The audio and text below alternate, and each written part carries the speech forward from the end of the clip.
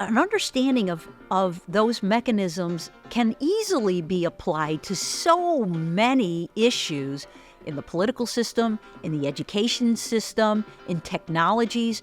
Pick your sector of the economy. There are applications all over the place. I feel momentum. I feel energy. I feel for the first time in in many, many years, people at least trying to row in the same direction.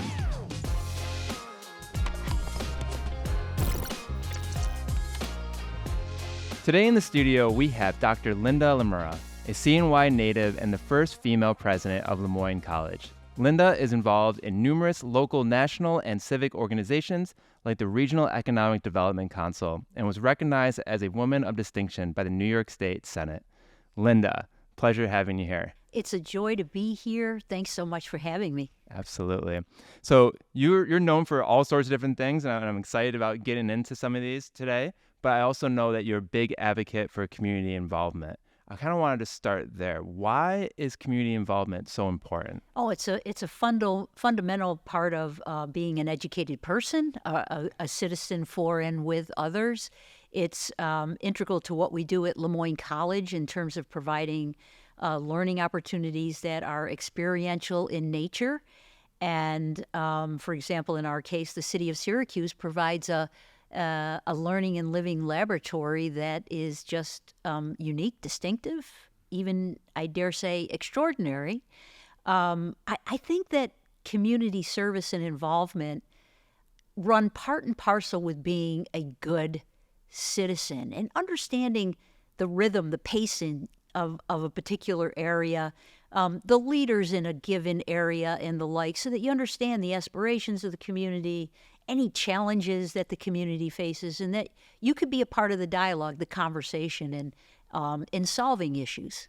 Yeah, absolutely. And we're going to dive into that. I just want to start off with, like, why is it important for people to actually get involved, and how would they get involved? And then we'll kind of dive into it a little bit more. Sure. Why is it important to get involved? Because Syracuse, like many other areas, we're changing so rapidly. And in order to make informed decisions, whether it's about simple policy matters or for whom you would like to vote, you need to understand what's happening on the ground level, on the streets, if you will, with community involvement and participation, so that you're knowledgeable about the issues and you can weigh in on them in an intelligent way.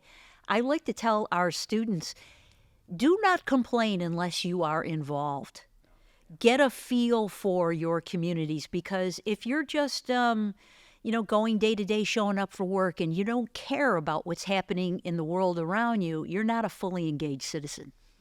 What would you say to someone who says that they're so busy, life is so complicated, I have no time to actually be involved? What would you say to that person? Make time. I'm very busy as a college president. I'd like to lead by example.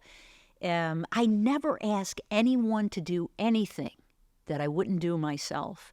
And sometimes I have to say no to service opportunities, and note that I use the word opportunity because I am overwhelmed. But service is always a key component of my day, my weeks, my months. And I use it as a platform, if you will, not only to learn about the community, but to role model to our students and even to our faculty that this is important work. Don't expect to be part of the dialogue if you're not part of the solution. So I have a personal story with community involvement here. I always try to put some kind of personal touch on this. I've been wanting to do more community involvement with 325, like getting the team involved and getting myself involved. And we've had numerous organizations wanting for us to just donate time. Like, hey, can you do this for different organizations? And it always sounds so great. And we're so hot and heavy about it at first. And then life happens and complications happen. And it's something that we're actively trying to get better at and actually do and stay committed to it. Do you have any tips or tricks to like deal with these kind of things? Like when you have people say, hey, can you do this? And then you say yes. And then like in a month, you're just like, oh yeah, I got to do that. Like what, how do you deal with that? I do have some tricks of the trade, if you will, and some of them are really integral to the kind of education that we provide our students as a Jesuit institution. And in a nutshell, it's about academic, rigorous education, but it's also about how you apply what you've learned for and with others. It's not just for yourself. But here's a trick of the trade. What gives you joy? Where do your passions lie? How do you envision feeding your own soul, if you will? If you love being around really young people and you want to help them to grow, to mature, to aspire to great things, you might want to, visit schools or school districts or tutor, or whatever the case may be. For me, my passion is around young scholars and finding research and learning opportunities for them. But I also have other interests in the areas of athletics and faith-based institutions. I have maybe more interest than I can live, for which I can live long enough to serve. But the bottom line is find out where your passions are, and you'll meet some like-minded people whereby you feel drawn into the service and you establish a camaraderie, a sense of purpose, shared vision that keeps you grounded. They say there's no better pleasure than to actually like give and serve and help and donate, either in financial or just like your time. Sure. You bet. And that was something growing up, like I was like, yeah, right. Like, it's all about me, like me. But now growing up, like it's more of like, well, what more can I do and set myself up for the future? Because, even if I had an opportunity to buy the next person in line at Starbucks, like a cup of coffee, like it's such a great feeling. And you don't really see that feeling actually until you start getting involved and start doing something. And you know what's interesting? There are empirical data to suggest that when you give, not just of your surplus, but significantly give time, talent, treasure, you're happier. So it's not purely conjecture that service is, you think this is a fast track to heaven or some other agenda. No, it actually makes you feel better. And people who are generous in general are healthier. They have strong immune systems. They have a sense of confidence and resilience. There are a lot of reasons, if you're not motivated externally by giving, think about how it redounds even on your well-being. Lots of good reasons. So I want to dive deeper into this. I find this really fascinating. And I know the biggest excuse, because I had the same excuse, was I just didn't have time. And Sure. And like I didn't think what I did would actually matter. I'm just like a speck in the dust of the earth kind of thing. So let's kind of like challenge that idea, because I feel like you're such a big advocate for it. Well, first of all, I think just some plain old simple advice would be start small. No one's asking you to run for mayor, as an example. Start small with things that are meaningful, where you're developing some relationships, and give yourself a chance to get your motor running, get your interests up, to learn about the cause or whatever it is that you're interested in. And then you may move on to other things in due course, but don't bite off more than you can chew, particularly, in the beginning. Think about the New Year's resolutions. I'm going to lose 75 pounds. It's trite. People laugh about it. Same principles apply here. Go small early wins, and engage people that you care about to join you. It's like going walking, right, or going to exercise. Bring in a pail, all that stuff. Don't overshoot, because if you do, the likelihood of failure is higher. So start small. Make small little wins, kind of like rolling the rock down the hill kind of thing. Yeah, don't be Sisyphus rolling the rock up the hill and then all of a sudden you lose momentum and the rock comes back down. Yeah, exactly. Same principle. Yep. Yeah, I would say that's the biggest advice that I would have as well, is just starting to enjoy giving and just try it out a little bit, and then from there it gets a little bit more exciting about it. Amen. Yeah. So another thing I want to talk about too is the joy. We talked a little bit about the joy of community involvement and being involved. And I had this kind of realization actually the other day. I was doing Peloton. Peloton, the biking. Sure do. Do you do Peloton? I used to. You used to? Okay. So on Peloton, you can like high five people. Right. So in the class, like if someone's in the class, you can give them a little high five. And it was crazy. I had this like realization that if I didn't high five anyone in a run, and there's 50 people in the run, and I didn't high five anyone, no one would high five me back. But as soon as I high five someone, there was like 100% return rate on my high fives. And as weird as that sounds, it kind of equates to like the more happiness you put out there and the more compassion and just joy that you put out there, I feel the more that you receive. You are spot on. Let me give you an even more practical example than that, although that's an excellent example. So on Route 690, I'm heading east from the north side where I live in Syracuse to Lemoyne to go to work. And there's construction going on. And it is completely backed up. And I say to myself, every morning this happens to you, you have to remember to go an alternative route. And there's so many ways to get to Lemoyne. Well, I noticed because of this pattern that whenever someone would let someone into the lane, that person who was let into the lane would then let someone else in. Whereas the people driving the cars who have been on the highway from the west moving east at a high clip, they're less likely to let someone come in. It's like, hey, I've been on the highway forever. I'm not letting you in. But the people for whom a favor is greatly appreciated, they give it back. And I actually started taking notes on this, documenting these cars, the behavior of the drivers. There's something to it. When you receive generosity, you're more than likely to give it right back. Yeah, I just find that so fascinating. There's so many people that say there's nothing I can do about it. And, I'm just kind of like a victim to what happens to me. And I think the more that you put out there, if you can take that first step and say, okay, you know what, I'm going to be nicer to that person. Same thing. I mean, I can go on and on about this. I do find this really fascinating. If I went for a walk and I walked by a stranger and I just kind of had my head down and I just walked straight, nothing. But if I smile at that person and say good morning, they're 100% going to look right back at me with even bigger smile and say good morning. There's no question. There's an old Native American proverb, the smile you send comes back to you. I believe it. And I try to live my life in that fashion. Yeah, love it. All right, switching gears a little bit here. Okay. I can talk about this all day, but I want to tackle a lot of different things. Okay. So you're born and raised in Syracuse? I am. So Northsider. Northsider. What keeps you in Syracuse, and also what are some things that you've seen changed in Syracuse? It's been a rough 40 years in Syracuse. When I was growing up, there were opportunities for everyone, whether you spoke English or not, whether you had particular skills, regardless of a wide range of skills, there was always an opportunity for you to contribute, to be a part of a growing working economy. And then the jobs went overseas and particular companies pulled out.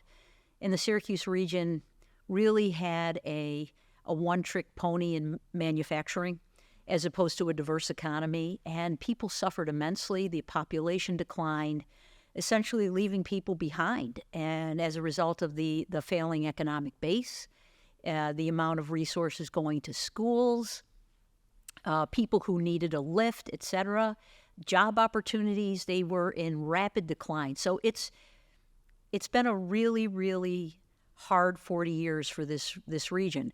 When I left after completing my doctoral studies, went away for 15 years to be a professor, and then came back, I couldn't believe the dramatic change in just those 15 years, how a city that was once so vibrant, had immense pride in its neighborhoods and its people, was, to use a friendly vernacular, really down on its luck. So, yeah, but now I think we have a different story to tell, but I don't want to jump ahead of any questions that you might have. Yeah, we're definitely going to get there, which is Okay. great. Well, because maybe we'll tie in both of these together. So community involvement, you came back here. What were some of the first things that kind of got you more involved in the community and got you excited about where Syracuse is going and where it was when you first came back? Got me involved. I'm going to be brutally honest with you.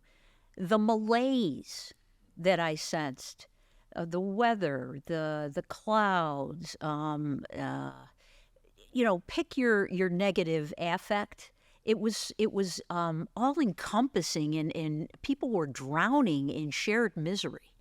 Whereas back when I was a child, and obviously this is through the lens of a child, which we all might want to think about every once in a blue moon, looking at things with a perspective of youthfulness. The snow was outrageous when I was a child. We don't have a fraction of what we used to Especially not have. this year. Oh, blizzard after blizzard after blizzard. And yet there was a spirit of optimism, of shared vision, of people coalescing around community efforts and the like. People didn't talk about the weather. They picked up their shovel and went out and shoveled. And I found it demoralizing. And I thought, as long as I was going to live and work and raise a family in this community, I'm going to be part of the solution. Nothing irritates me more than people who complain and don't do anything. Yeah, it rubs me the wrong way, to be honest with you. So that's why I started to get involved. And then as an educator and as a dean at the time at Moyne College, when I saw the potential of young people to turn the narrative around, I said to myself, I'm all in. I mean, this is exactly these are the people that I want to be around, the next generation, because people in my generation who kind of stayed in the community, too negative. They can't see beyond, the cloud in front of them, and that doesn't work for anyone. Yeah. So I had a kind of a similar situation. I'm born and raised in Syracuse. I'm a Liverpool kid. Okay. And then I left North Carolina because growing up in Syracuse, the first thing you want to do is leave. I think a lot of people have that idea that there's something else better out there, and that is something that we need to address and get better at. But leaving and then coming back, I've had the opportunity to travel all over the country, and my favorite story is I've been to Egypt and I rode a camel around the pyramids, right? And I've seen all different things across the world. Exciting. And the stuff that, like, what I've realized is pretty much everywhere is kind of the same. Everyone's got their issues. Either everyone's got weather issues. I mean, look at Southern California right now, right? So everything's got their issues. There's different restaurants and different people, but we're all kind of the same. And I heard this saying, and I love this saying. I always say it to people. People always say the grass is greener on the other side. I always love to say the grass is greener where you water it. So where do you put up your roots? Where are you actually watering the grass? What are you taking pride in? What are you actually doing? And moving back to Syracuse when I was like 25, I got heavily involved with people and just. I was on Craigslist when Craigslist was like actually a thing still. I remember. Yeah, sure. And I was just putting out like, hey, does anybody want to meet and talk about video? And to my amazement, people were constantly just saying, yeah, let's meet, let's talk. Because people wanted to do something. People wanted to make something of this town. And I think that's the best thing about Syracuse and Central New York is that there's so many people that actually want it and that want to do more. And if you just put yourself out there and connect, it's there. It's there. Yeah. Absolutely. You have to have a willingness to do so and be intentional about it. So many opportunities to engage. It's there. It's part of our DNA. I'm sure of it. Yeah, absolutely. So let's get into Syracuse today. What gets you excited? One of my main questions here, I got to save it actually for the end because my last question is about what gets you excited about Syracuse moving forward. So I don't want to get there quite yet. Okay. Oh man, there's so much I want to ask you about that question though, but I can't ask it just yet. So let's I want to talk about your doctorate. What is your doctorate in, and how does that apply to what you currently do at Moyne? So, just for context, my undergraduate degrees are in philosophy and biology, master's in physiology, and doctorate in applied physiology. I loved studying the human body. My particular area of emphasis was pediatric obesity, hence the application part in applied physiology. And I simply love the field, but to tell you the truth, I don't refer to myself as a physiologist anymore because having been an administrator for a while as a dean or a provost or a president, science moves very, very fast, and I haven't been able to keep up with all of the changes and discoveries and the like, but I still love it, and I do my best to keep my hand in it and even contribute to a paper with other colleagues when time permits. How do you think those studies help you being the president at Moyne College? You bet. When people ask, well, what could you do with a biology degree other than uh, become a physician or a dentist, which we're very good at it at Lemoyne. I said, think about, what do you learn in biology or in physiology? You learn about how systems are integrated, how they work in concert with one another. You learn about the mechanisms that impact those various systems, whether it's a positive impact or a negative one. So you learn about integration, you learn about coordination, etc. An understanding of those mechanisms can easily be applied to so many issues in the political system, in the education system, in technologies. Pick your sector of the economy. There are applications of what I learned for, 8 years of study all over the place. So I don't see it as narrow training at all. To the contrary, that's one of the beauties of studying science or the humanities, is that the application is endless. Why is it that people who, for example, study English often run businesses? Because they only learned how to write? No, it's because of those skills that are very transferable, even in the modern technological context. All of these things are worthy of study. Well, how does that apply to the education at Lemoyne? Like, what gets you excited about students at Lemoyne as well? And yeah. Well, I think about, for example, the systems in the way in which we shape a class. We have some members of the student body that come from considerable affluence, and yet we have others who do not, who are what we call Pell-eligible students. They need extra financial aid. And the last thing we want is a homogeneous student body where everybody is the same economically, sociologically, ethnically, geographically. No, we want people bumping into each other that have differences of opinions and come from different parts either of New York or the region or even the country. And some of our athletic teams recruit international students. And to me, looking at it from a systems point of view, we're able to craft an educational experience that's meaningful. In the way in which we hire people, particularly the faculty. Our faculty is a microcosm of the world. They come from every continent. That's not an accident. We think about these things deeply. What are we looking for in the curriculum so that students have a really unique educational experience? For someone who's just starting their educational journey, what advice would you give to them? Go to Lemoyne. It's all about fit, and for me, a values-based education makes an enormous difference. Many institutions will offer biology and English, but what's the value add? What's the difference? Look at the networking opportunities with alumni.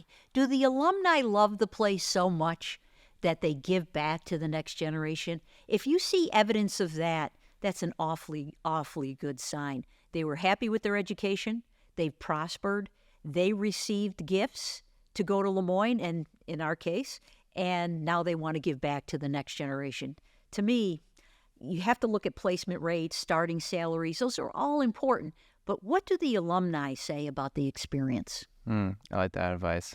I always think like college and anything is what you make of it.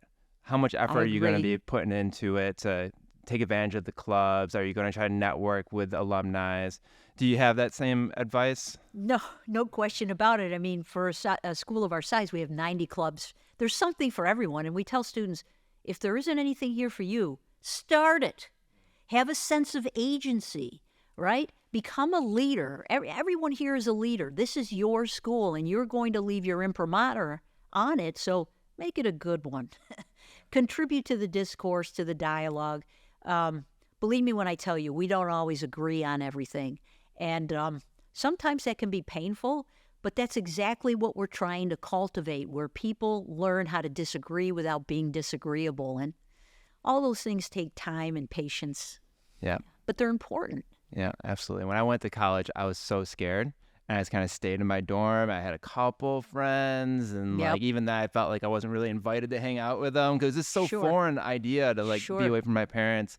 And it wasn't until I actually found, it was called the TV TV broadcast club that I actually found like my footing, niche. and that was in Fredonia. And then I ended up starting my own club called I just called it the Film Club. Actually, I might as well tell this story because people ask me all the time about this story, and I might as well add it because I'm talking about it. Sure. People always say, "Why do you call your company 325 Productions?" And the reason is because I started my own club, and I started a film club because I had an idea for a movie that I wanted to make, and I had $0 to my name, and so I was part of the TV club. I knew they were getting money, so I was like, "Oh, maybe how do I get some money here?" I see. And so I had to talk to the student board and had the whole proposal and talk to them, and they allotted me $325, and I ended up making a whole movie out of it.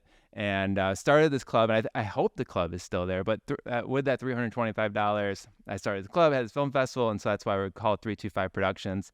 But if it wasn't for the clubs, either the TV club or me making my movie, I think my college experience and my journey today would be so much different because I found my voice. I actually was able to make something, make friends, and I do feel like a lot of people that go to college kind of are afraid to actually get in clubs. They might think that they're stupid or don't think they're whatever, but I hear you. I feel like there's so much advantage that you can have there.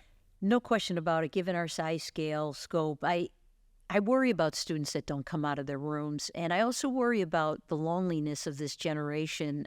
For all of the advantages of technology and the iPhone, they have made us incredibly lonely, and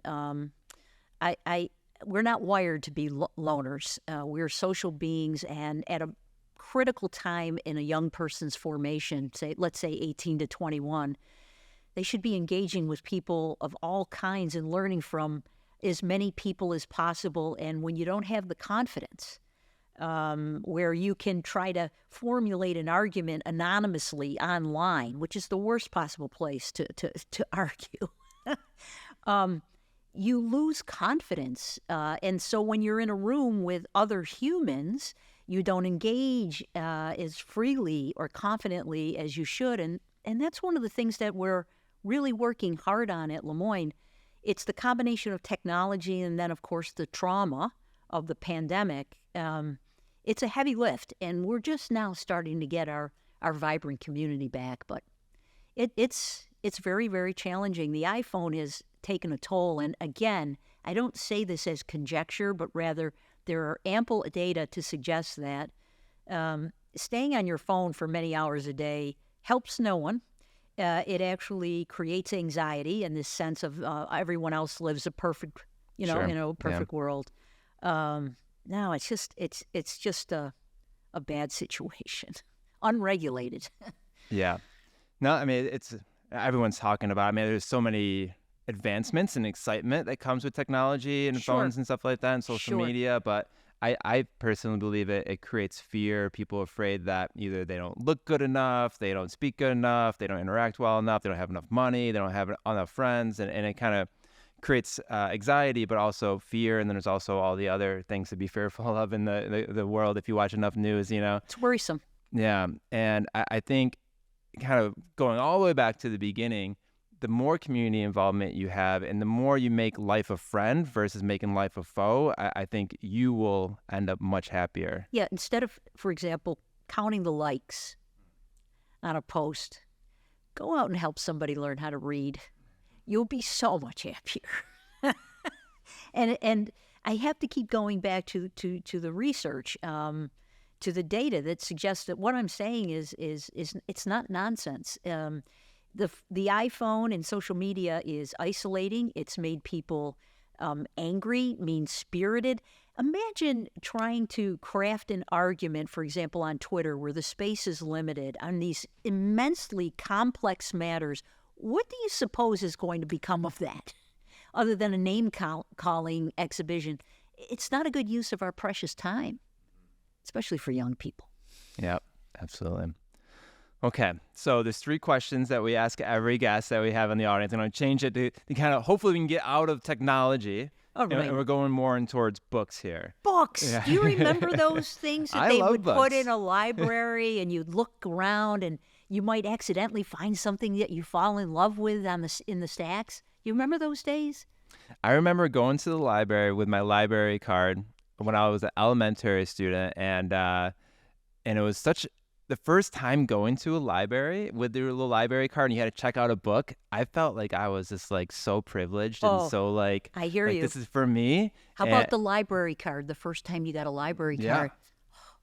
it was magical. It really was. It's a weird experience, but then like, now it's like whatever about it. But yeah, I do think there's something magical about like getting there. And just I think it's going to go off tangent before I ask my first question here, but I think books have like a little bit of a magic in that where there's so much information online. Like if I wanted to learn something about leadership or whatever, I could easily go on YouTube. No I can question. easily go on Google.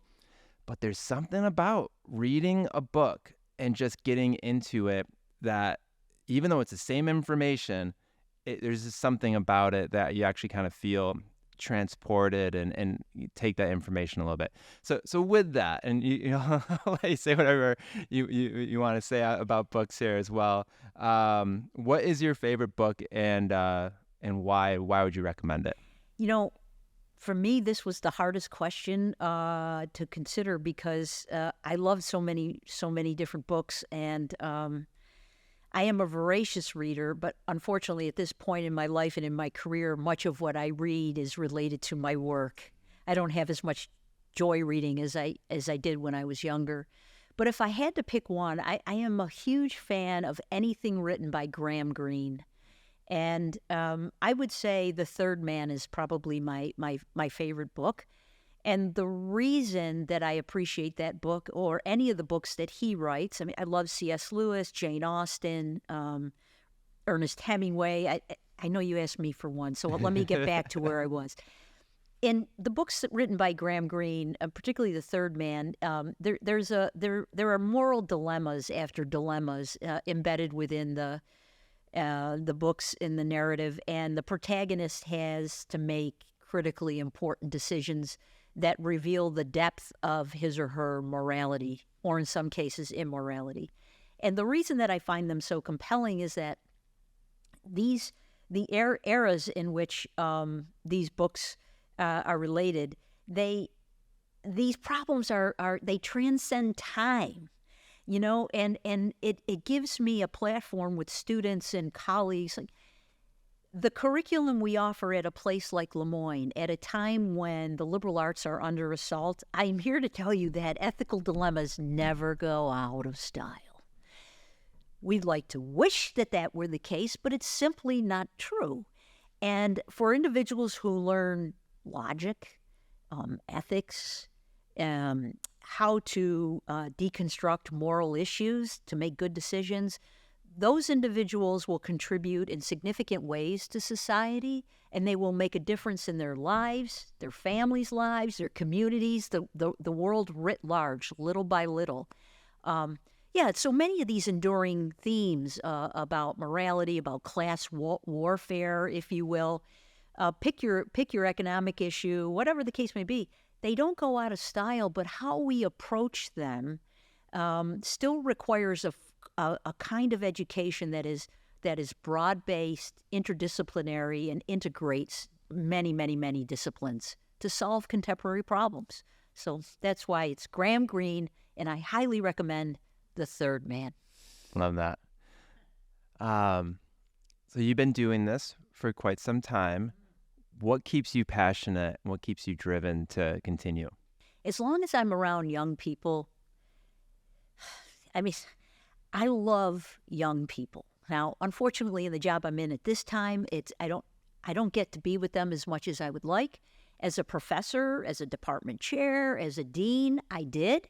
But once I went beyond those roles, less and less exposure to children. So to students, when I'm having a bad day, I go out in the quad and I look for students, whether it's kicking a soccer ball around or throwing a frisbee, shooting baskets, watching them perform in the Performing Arts Center or worshiping in the chapel.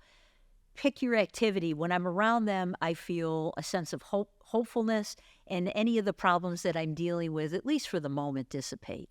So young people keep me inspired. And the other thing is that I'm passionate about is the kind of education that we offer here at Moyne. We're part of a 500-year-old tradition.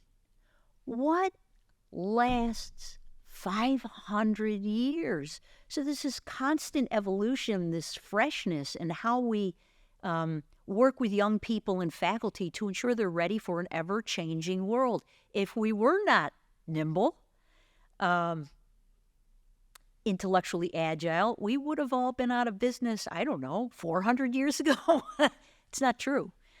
So I like that continually, the idea of continual evolution and evolving and what we do and how we do it. That excites me. I like change. I like to have high aspirations. And that's one of the reasons that I loved coming back to the city. I saw that it was time to change the narrative and to make, some new suggestions and innovations to bring our city back. Well, perfect. You just led right into the last question here, and you brought this full circle. So this is didn't perfect. mean to, but I'm glad I did. So my last question here is what excites you most about Central New York today? I have a buzz. I feel momentum. I feel energy. I feel for the first time probably in many, many years, people at least trying to row in the same direction. Let's identify the issues. No more elephants in the room. What are they? Name them. Then we can't solve a 40-year decline overnight. Let's be realistic. But it starts with being honest, with having integrity about what the issues are, and then fashioning a plan where everyone feels that they're part of the solution. If you're leaving people out, then you get what you get. So I like the diversity of the economy as opposed to when I was, a young child. I like the fact that we're growing in life sciences as well as the physical sciences and technology. I like our positions in all kinds of engineering. I like what we're emphasizing in legal services. The higher ed ecosystem continues to evolve. I like a diverse economic sector. We learned already when you're a one-trick pony, you will lose. Like any stock portfolio, right? You don't want to just buy GE. You want diversity. Well, now we get it. We've learned a hard lesson, and we're moving in that direction. So that excites me. Yeah. Love it. All right. Well, thank you so much. I think there's a lot of great stuff in there. Oh, well, it was a joy to be here and to brag about my hometown and the college that I love. Thank you. If you want to learn more about Linda, you can follow her on LinkedIn at Linda Lemura. And be sure to follow In the Studio with 325 with more conversations with extraordinary people every Monday.